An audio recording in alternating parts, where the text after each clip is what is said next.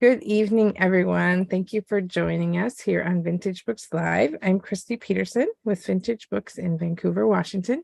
And tonight we are really excited to have Kerilynn Wilson here.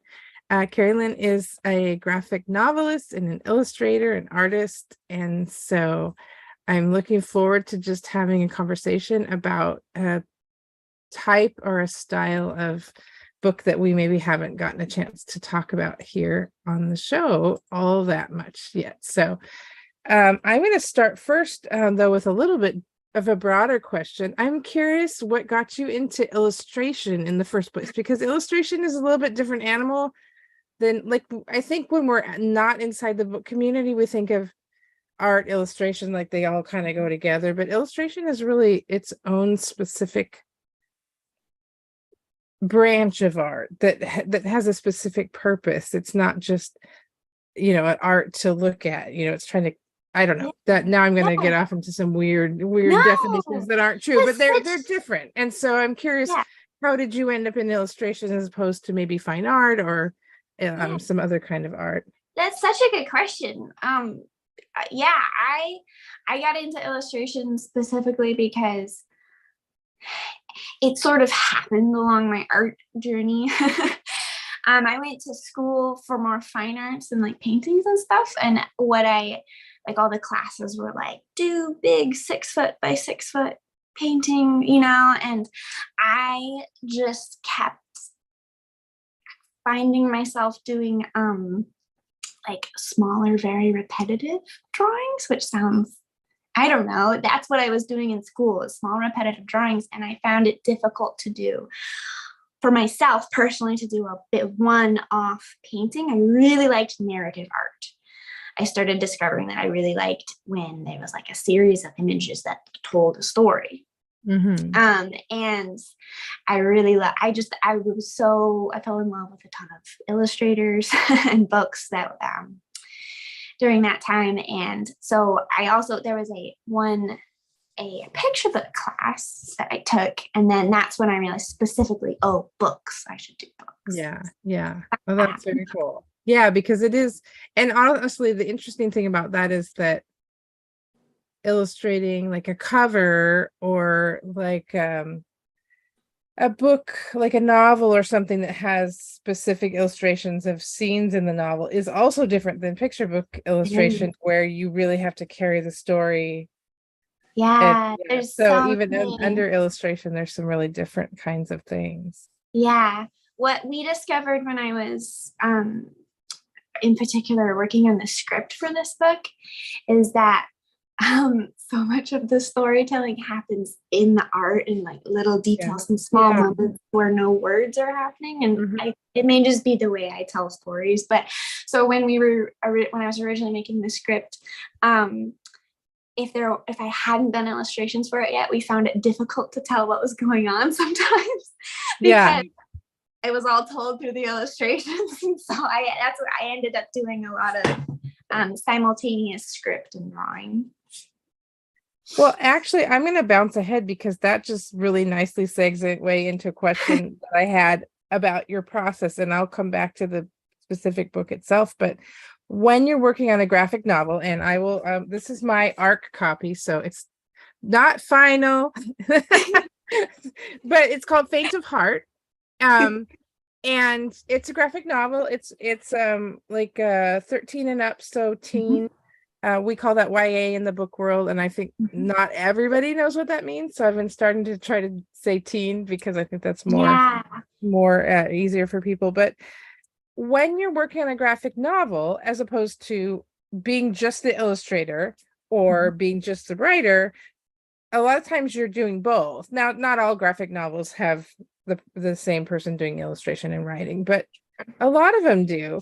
And I'm always curious about that process because they are so intertwined. It is more like a picture book in that sense, where a lot of what you're going to convey isn't in the words. So what's your process for that? Do you tend to do words first and pictures later? Or do you tend to, like, it sounds like maybe you kind of had to do them together. My process for this book was complete chaos, at least in the beginning. Yeah. So it originally started as this other, it basically it evolved. So it started off as a smaller comic and it was wordless. And quickly after showing some friends, I realized, this is a complicated story that I can't tell without words. At least not me. I need words to explain it because no one knew what was going on in the wordless version. So from there, so it started out like that, where I had a bunch of images basically telling the story, but from there I had to fully develop a script and a better plot. And then from there then I had the script and back into adding my illustrations and then did the script. So it was very simultaneous and very messy and super fun, but fairly time consuming. I would think so. Because you think you're going to be all organized and have a good process, but I don't think I've ever had a book work out that way. And I'm not even working on the illustrations. It's like, I have this bit for this chapter here and this chapter here, but I'm supposed to be working linearly, and it never works that way. I think I just, as difficult as it is to do it simultaneous, I think sometimes visual people just have to do it that way, just work through the illustrations that way. And I part of me does wish that I could just write out a script and like it would be so simple and easy, but I do think I have to work through it because that's just the way I see. Well, and I think do you have a copy with you? I do. By any chance? Can you show a couple pages? Because honestly, it's not a wordless book, but there's not a ton of words in it. Like the images, I think, even more than some other graphic novels I read, are really carrying the story. And so I could see how it would be extremely difficult for this particular story to try to tell it in just the script, because it would be a lot of, because I think essentially when you're writing the script for a graphic novel, it ends up being a screenplay kind of. Yes. And you would have whole pages of stage directions rather than actual dialogue. And it's like this person goes here and gives this very specific look and then goes here, and it's like I could just draw it. And this is way too hard. I'm just gonna show you. Exactly. No, I hadn't really thought about that because I do the writing end of it. I think of the words first and then then pictures later, although that's not really fair because I tend to do thumbnails all the way through the process, because even though I'm not doing pictures, I have to kind of be like, well, how many words can be on the page and what's this going to look like, and what's happening on this page, and am I breaking the page at the right place? So I think there's a visual sense to everything, but this just kind of puts it on steroids. Well, and I think too with picture books, you really have to do it simultaneously. I think with the page breaks and everything, like it is very much, and it was so different going from my graphic novel to then my first picture book, where it's so much, like you think, oh, it's a picture book, it's so short, and it is, like that part of it was nice, where it's not 300 pages of illustrations. It's short, so you have to get it perfect. It's like 40 pages and everything has to be just so. Which was also, I actually think that picture books are the hardest books to write, because you learn from so many words and every word has to be there. Like every word. I mean, I think that's true of a novel too, but it's just it's different. I mean, you can get away with a little bit of a loose sentence here and there in an otherwise gorgeous novel, and nobody's really gonna notice. But if you do that in a picture book, people are really gonna. So it's gonna be that one sentence that stands out, and you're reading it to your kid. Exactly. You always skip that one. Or that's the one the reviewers are gonna go be snotty about. Exactly. So let's wind back and go back to Faint of Heart. and just talk about how, you've talked a little bit about your illustration process and your, writing process, but how did this idea form, or how did this book come to be in the first place? Okay, so I was in school, so it feels like a very long time ago. But I was in school, and as I mentioned, I was doing mostly like fine art classes, painting classes and such, which I enjoyed. But and so I wanted to stretch out and try something new. I wanted to try comics or more panel art. And so I drew one page where it was this girl in a yellow jacket. She walked by an alley and there was a box in the alley. She goes in the alley and she opens the box. And that was the whole page. And I asked my brother, I was like, what should be in the box? What should she see? And he said, her father's heart. Ooh. And I was like, okay, let's do it. And so then I wrote, every week I did like one, I was in school. So I just gave myself to do one page a week. And so I did one page a week, just doing whatever I wanted with the story and see where it went, and the fun stuff came out of it. A lot of stuff I kept, a lot of stuff I didn't.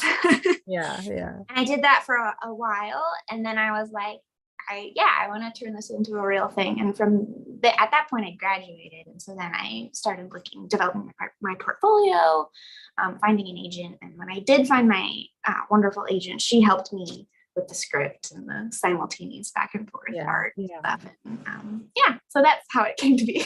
So I'm very curious. I'm trying to think about how to do this. I guess that's not giving too much away. So Faint of Heart. Why don't you just tell everybody a little bit what the story is about, and a little summary of the story, and then I'll segue into another question for you.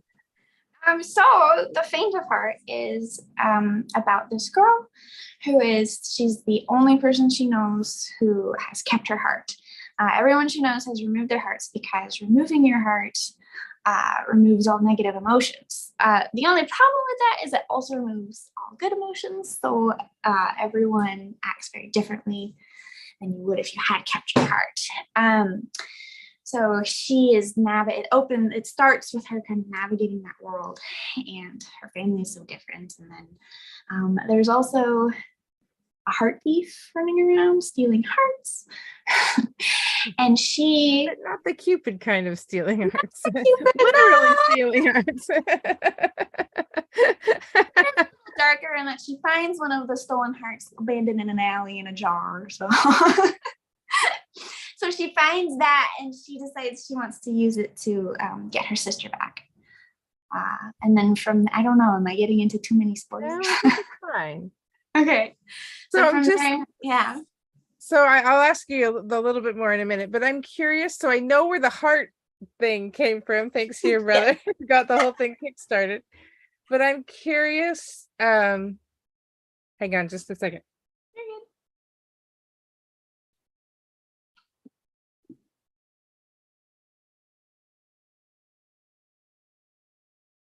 Getting loud next door. I'm curious how it went from, just a haha, it should be her father's heart, which is, I love that backstory, but to something that's, it sounds like it's going to be macabre and kind of dark, but it's actually like very, almost kind of like bittersweet, and it's pretty profound when you really think about it. I'm just kind of curious how that evolution, was it just sort of something that evolved over time as you're adding panels, or is that something that you more purposefully switched to later? I think that it definitely evolved more over time. When I was just doing the one-off pages, it was very much for fun. It was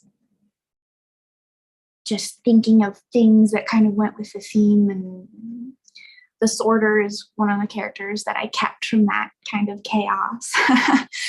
But then, when I decided, actually, I do think this could be a book with the theme. It has an interesting theme. And what you're seeing and talking about, I want to pursue that. When I switched and wanted it to be a real book, I do think that I I wanted to pursue those themes, and specifically those, the narrative kind of came out that way, just as it evolved slowly over time. So a little bit of both, I guess.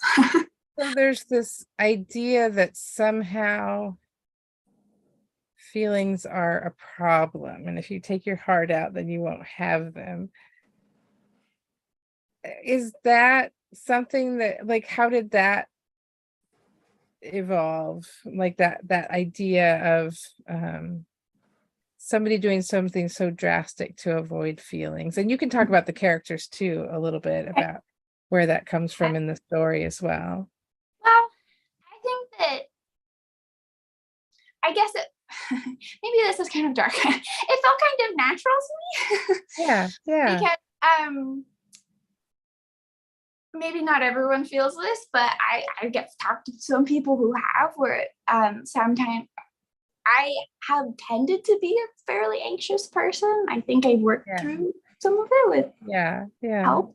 But I'm very familiar, I guess. So what I'm trying to say is I'm very familiar with being very overwhelmed with anxious thoughts and fears or whatever, or especially in your teenage years in particular, which this is for. Sure.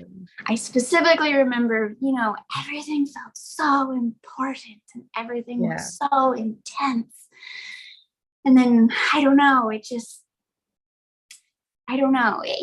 felt just like so much you kind of wished it wasn't there. At least I did. I think. Yeah, no, I love that too strongly, but I guess it felt just sort of like a natural. Well, if you could remove it, like, okay, if it's that easy, if it's made that available to you, why wouldn't you? Yeah. I'm not advocating for it. It's just sort of if you pursue that thought process.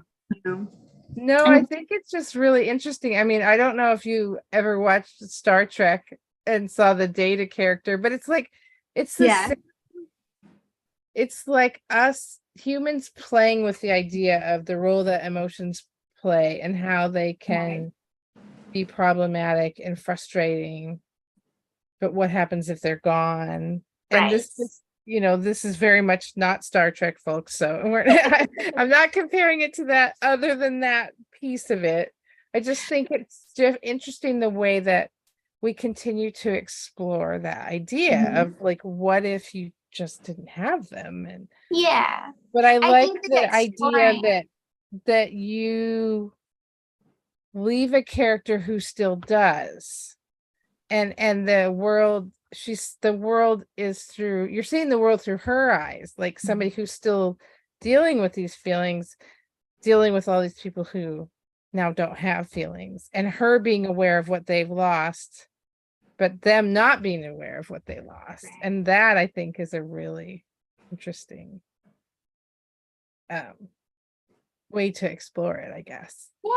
Well, because I think when you're imagining, when you're the one thinking, oh, I wish, or what if, it's so easy to only think about maybe the positives that would maybe happen. But then if you were to think about it in reality, and so having that other perspective to be like, but wait. And I don't think what you said was dark at all. I mean, I think whether you deal with anxiety or depression or just big feelings of being a teenager, which I don't think I've ever met a teenager that didn't have big feelings. I think that's part of the deal. And fortunately or fortunately, I didn't really think it was very fortunate at the time. I don't know that anybody does, but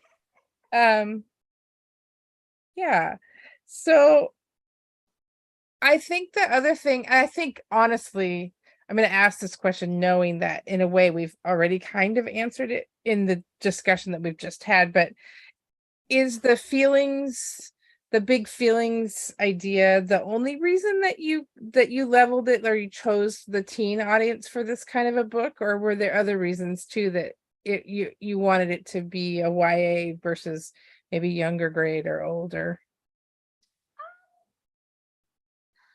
I originally had it as a slightly younger audience, more middle grade actually, but some of the problems and the feelings they were dealing with felt more teen.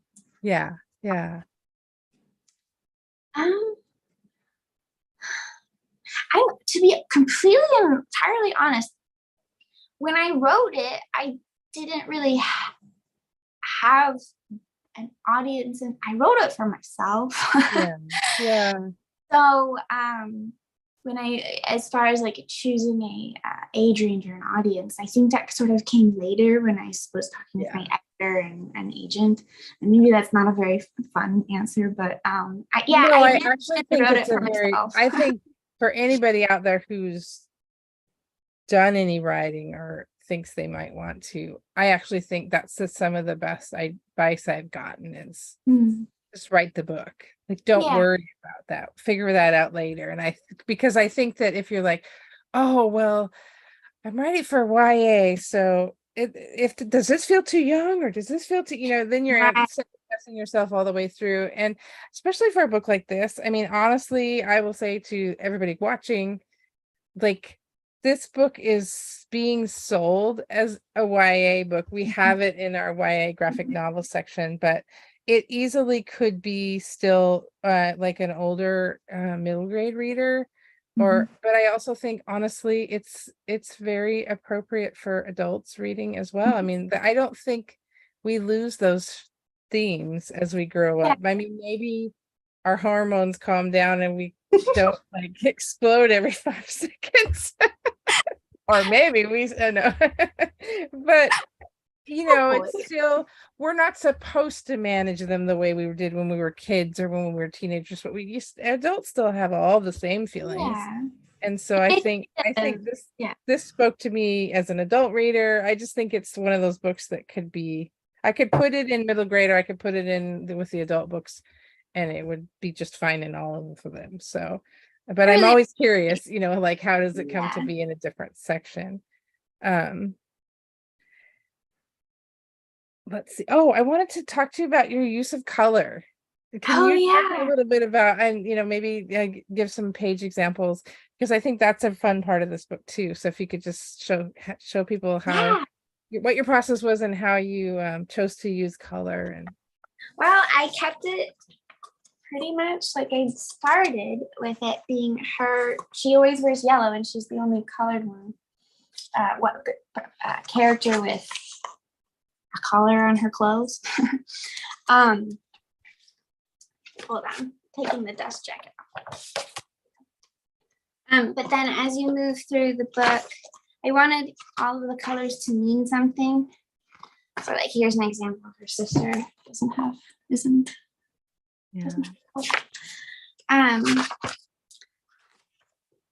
whenever there's a flashback scene, it switches to blue. Blue is for flashback. Jacket becomes blue. Because maybe it felt as an obvious choice, but memories, how sometimes memories feel sort of distant or cold sometimes, especially if they're not necessarily the warmest. And so the blue just kind of made sense to me.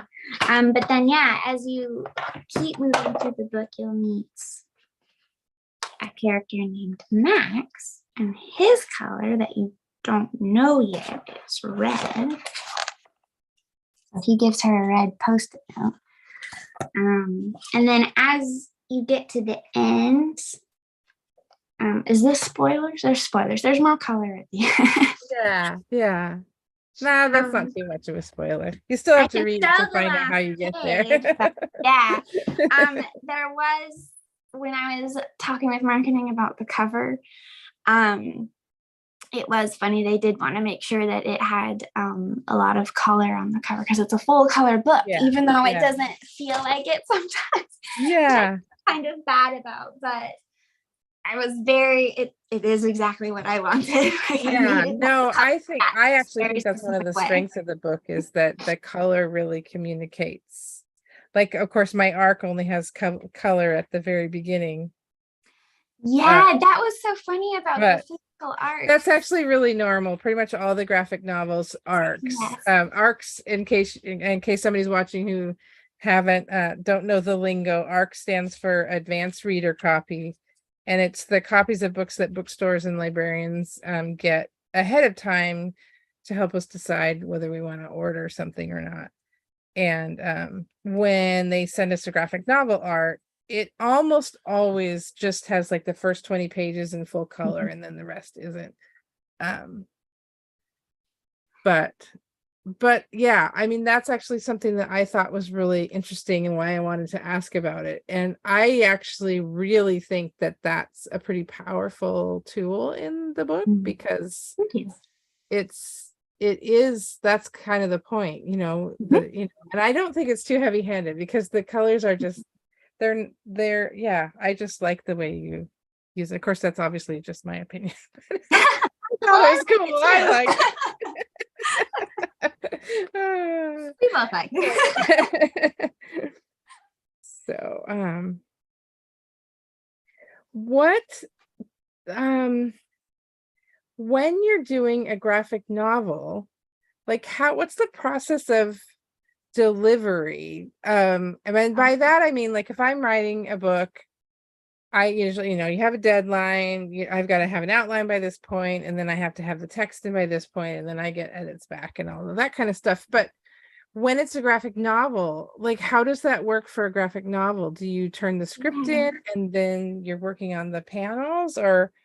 Normally that's what would happen. Yeah. Normally, my understanding, and what's kind of more happening with my second graphic novel, is I'm turning in the script, and then you start working on pencils, and then you'll do inks and colors, and that's very like step by step. What happened with me is because I had done so much of it simultaneously,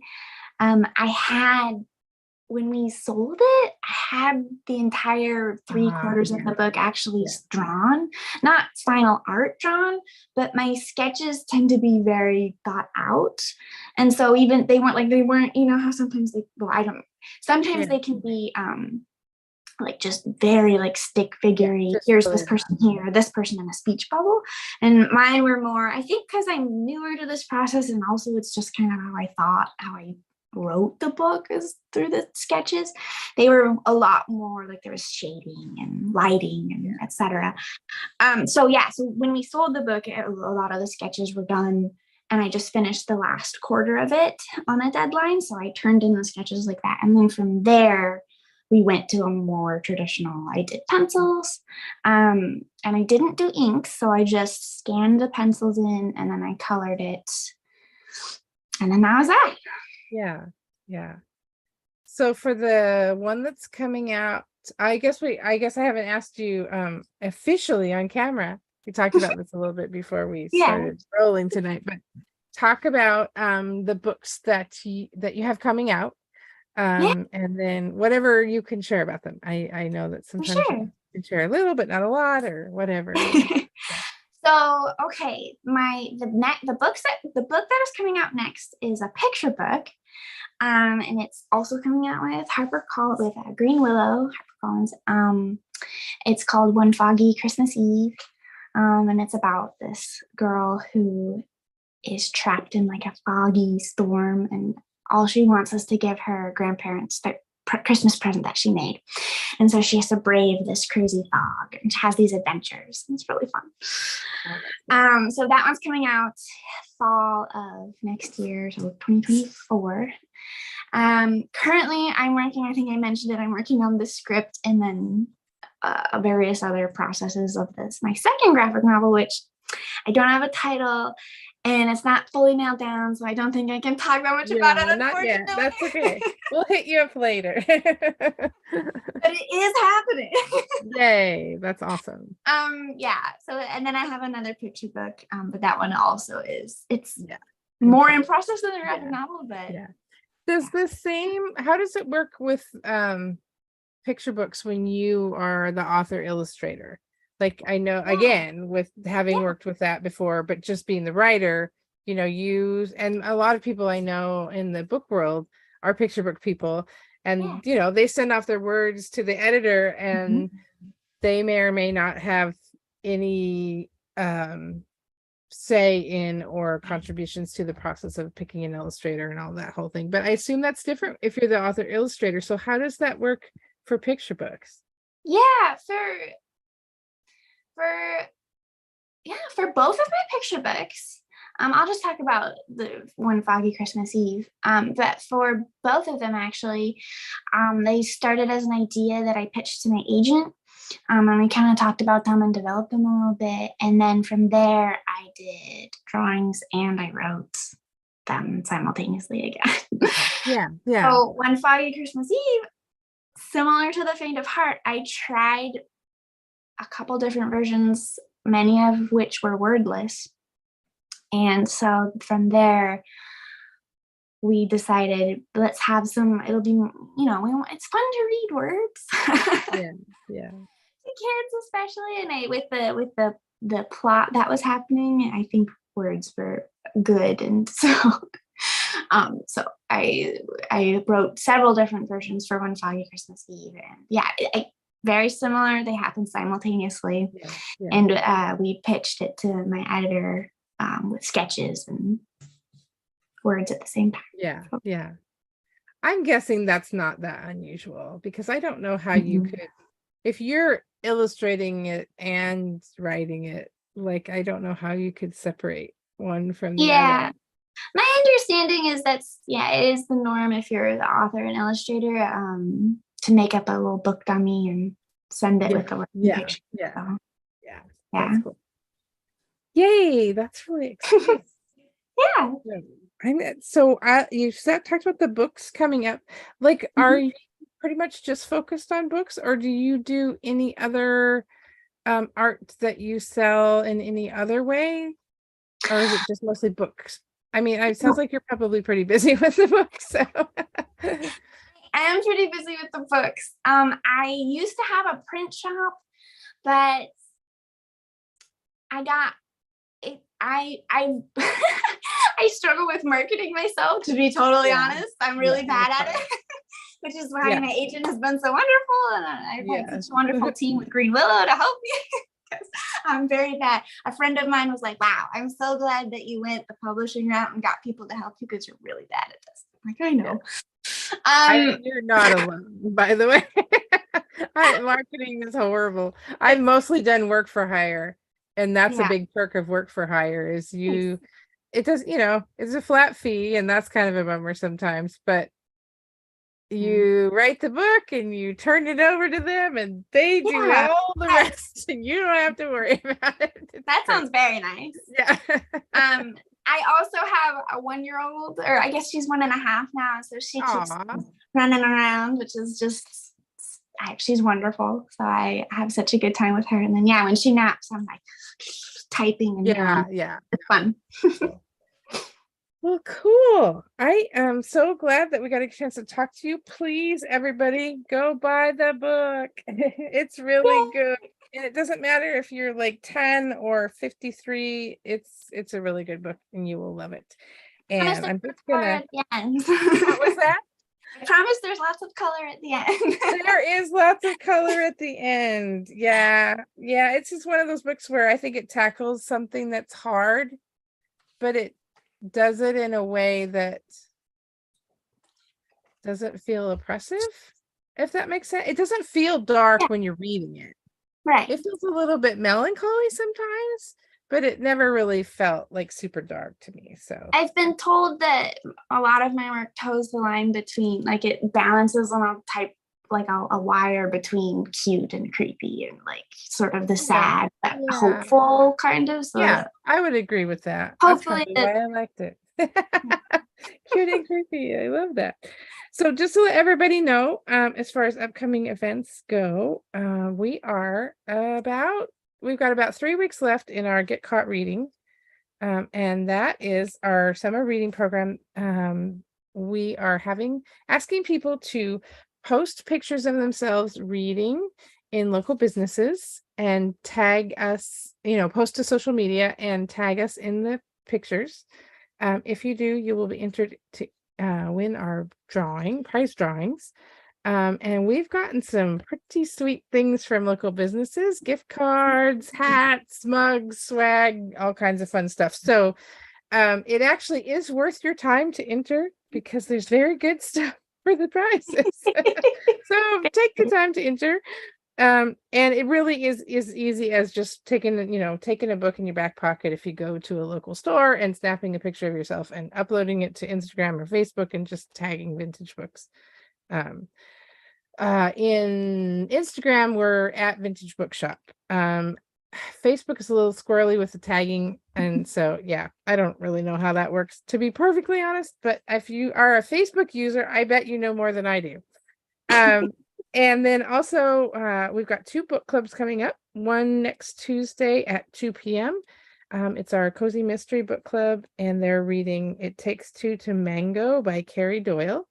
You can read a cozy mystery in a week, so stop by and get a book.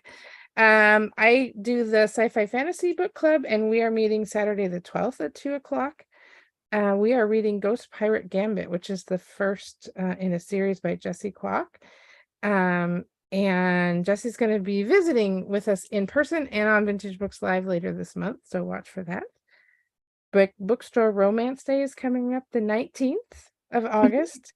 If you are a romance reader, tell us your favorite book, because we're building a list of community recommendations. And I think I just got through the whole list. So lots going on in August. We hope you will join us.